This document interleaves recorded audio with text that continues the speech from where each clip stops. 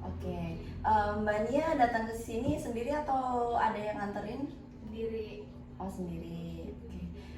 Kebetulan saya mau tanya Mbak sebelumnya. Mbak tahu tempat ini dari mana ya Mbak? Kebetulan lewat di Instagram. Ya. Jadi ke sini. A few moments later. Oke. Jadi kalau boleh tahu sebelumnya Mbak kesini tujuannya untuk apa ya Mbak? Buat konsultasi gimana sih caranya biar saya kan sering nunda-nunda ini ngerjain tugas dari dosen itu. Baik. Mau konsul sama Mbak supaya biar saya tuh nggak sering nunda-nunda tugas saya, biar tepat waktu gitu ngirim tugasnya. Oke, baik. Jadi sebelum kita melanjutkan pembicaraan kita lebih dalam lagi, di sini saya mau memberitahu kepada Mbak bahwa saya di sini sebagai konselor dan Mbak klien saya. Jadi di dalam proses konseling ini ada yang namanya A few moments later. kerahasiaan. Nah, jadi di atas kerahasiaan tersebut itu hanya saya, Mbak yang tahu mengenai permasalahan Mbak ketika Mbak menceritakan permasalahan Mbak dengan saya. Jadi ketika antara saya atau Mbak sudah tidak ada di ruangan ini, maka pembicaraan itu cukup selesai sampai ini di ruangan ini saja, tidak ada orang luar yang boleh tahu. Itu asas kerahasiaan dari saya. Nah selanjutnya asas keterbukaan. Jadi sebisa mungkin Mbak, apa yang Mbak rasakan, apa yang Mbak tahan selama ini, atau permasalahan yang mungkin Mbak tidak punya solusinya untuk Mbak selesaikan secara pribadi, kalau bisa luapkan di sini dan curahkan saja apapun itu, karena sebisa mungkin agar saya bisa membantu Mbak untuk mencari solusi atau jalan keluar dari permasalahan Mbak.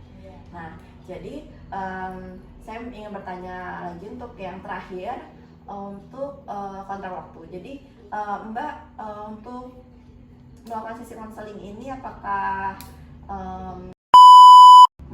ingin memakai waktu sebanyak 15 menit atau 30 menit? Insya Allah 15 menit cukup. Cukup. Oke, baik. Jadi kontrak waktu sudah selesai dan asas yang perlu saya sampaikan juga sudah saya jelaskan kepada Mbak. Jadi sekarang Mbak boleh menceritakan apa yang sedang terjadi dengan diri Mbak dan pasangan. Silakan. Kan aku kadul. Yuk, kita dijelas kalau dijelaskan lagi. Ini kok malah saya nabi ya kan? Jelas kok. Gimana nih yang dijelas mana? Kan bisa kayak saya tuh males tuh karena gini loh, karena nanya apa faktor yang bikin Mbak tuh malas ini, karena ada kok ngaruhan. Jadi gini Mbak, Ya boleh silakan ceritakan. jadi gini, saya itu sering nunda-nunda tugas dari dosen itu karena saya mikirnya deadline-nya masih lama. Ya. Jadi ya udahlah nanti aja mepet deadline gitu ngerjainnya. Jadi kayak gitu Mbak, jadi sering ketunda-tunda, bahkan malah sering lewat dari deadline-nya ngerjainnya gitu. Jadi solusinya gimana? Saya mau tanya nih sebelum saya memberikan jalan keluar ya, memberikan solusi ini dengan Mbak. Apa yang membuat Mbak malas untuk mengerjakan tugas sehingga terkadang lewat dari deadline yang sudah diberikan dengan dosen? Apa yang membuat Mbak tuh merasa malas mengerjakan tugas Mbak? Nggak tahu apa ya Mbak ya, kayak susah aja buat pergi dari rasa malas di dalam diri saya sendiri tuh kayak susah, udah kebiasaan gitu. Oke, jadi karena udah sering bermalas-malasan, jadi sehingga itu sudah menjadi rutinitas keseharian yang memang nggak bisa Mbak tinggalkan gitu. Oke, jadi saya di sini paham. Saya akan menjelaskan nih bagaimana supaya Mbak mungkin bisa mulai merubah mungkin pola kehidupan ya, kesehariannya bagaimana gitu, supaya lebih teratur dan lebih efisien juga dalam mengerjakan tugas-tugas Mbak. Jadi kalau dari yang saya tangkap dan saya cerna dari Mbak ceritakan tadi itu, sebisa mungkin kalau misal rasa malas itu melanda di diri Mbak, seharusnya Mbak mencari alternatif atau mencari sarana atau prasarana yang lain, kayak berusaha untuk lebih aktif lagi atau berusaha untuk lebih ambis dalam mengerjakan tugas-tugas yang diberikan oleh dosen. Karena kalau semakin lama Mbak biarkan rasa malas tersebut, itu bisa merugikan Mbak.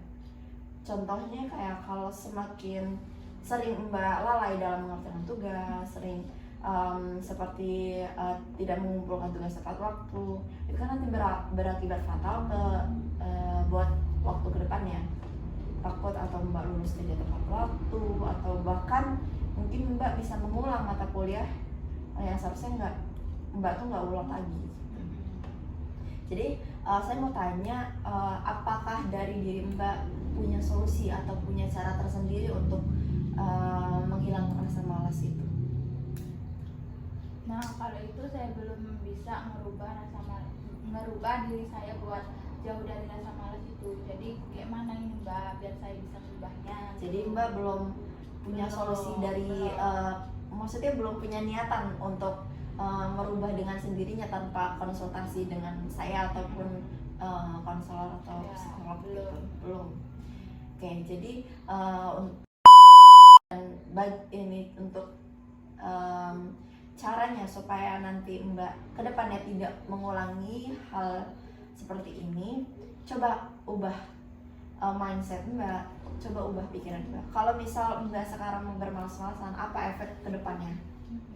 Jadi sebisa mungkin rasa malas itu ubah, Mbak cari kegiatan yang mungkin santai, cuman itu bisa mengurangi rasa malas Mbak. Contohnya kayak apapun yang Mbak suka gitu untuk menghilangkan rasa malas tersebut gitu. Untuk mengerjakan tugas mungkin jangan sampai kelewat deadline gitu.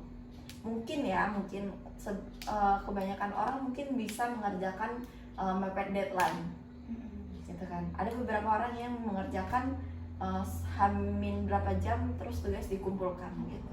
Sebisa mungkin Mbak coba mulai kurangin tuh rasa malas dengan cara coba mengerjakan tugas dengan hamin 1 dalam pengumpulan tugas, atau hamin 5 jam atau 8 jam. Pokoknya jangan lewat lebih dari deadline gitu menurut saya.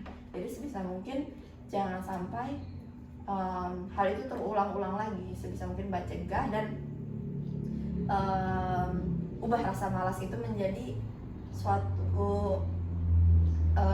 suatu bagian dalam diri Mbak tuh kayak saya nggak bisa nih malas-malasan. Kalau saya malas-malasan nanti mau gimana gitu hidup saya gitu. Rasa malas itu tuh bakalan berkepanjangan Mbak kalau misalnya Mbak nggak mengatasinya dari awal. Selagi belum fatal, Mbak harus rubah semuanya. Dari pola hidup, ini pola pikir, semuanya harus berubah. Jadi mungkin itu saja sih solusi dari saya. Kalau misalkan Mbak mungkin belum masuk, boleh Mbak bicarakan mumpung Mbak di sini dengan saya. Cukup ya. Oke, jadi sekiranya menurut saya itu dulu untuk pertemuan kali ini. Mungkin kalau nanti Mbak ingin melakukan konsultasi lagi atau melakukan konseling dengan saya, bisa hubungi saya melalui WA saja. Nanti saya kirim nomor WA, saya bagi nomor WA saya. Jadi mungkin akan saya atur lagi untuk jadwal temu berikutnya ya.